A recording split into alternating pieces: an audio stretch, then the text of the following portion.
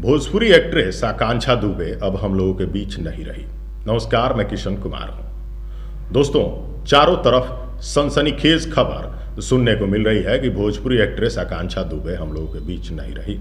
आपको बताते चलें कि आज सुबह लगभग 8 बजे आकांक्षा दुबे का एक नया गाना पवन सिंह के साथ रिलीज भी हुआ है, जिसका टाइटल है ये आरा कभी हारा नहीं। गाना काफ़ी तेजी से चल भी रहा है, लोग खूब पसंद कर रहे हैं। लेकिन इसी बीच एक बहुत बड़ी बुरी खबर आ गई है।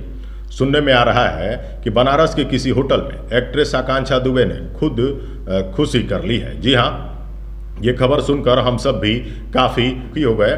भगवान करे ये खबर झूठी हो, क्योंकि अभी तक इस बात की किसी भी तरह से आधिकारिक पुष्टि नहीं हुई है। लेकिन अगर मामले में सच्चाई है तो ये काफ़ी दुखद है, काफ़ी निराशाजनक है। भोजपुरी का कोई भी कलाकार हो, अगर इस तरह का कुछ भी करता है तो भोजपुरी का खुद का नुकसान होता है। आगे जो कुछ भी अपडेट होगी हम आपको उससे लगातार अवगत कराते रहेंगे। हमारे चैनल के साथ बने रहिएगा। अगली वीडियो में दिखाएंगे कुछ और। तब तक के लिए हमें दीजिए इजाज़त। नमस्कार, धन्यवाद।